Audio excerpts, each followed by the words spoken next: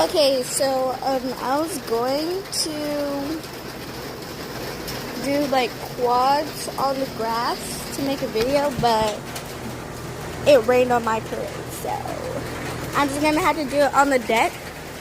I'm very scared to do because the deck is like very hard and I don't want to hurt myself, and then I'm just a beginner, so not really used to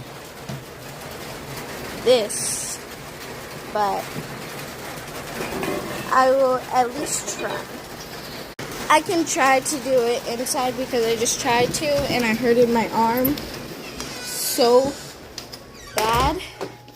So I guess we're staying inside for the rest of the day until the rain clears up. And then I don't want wet paws, so.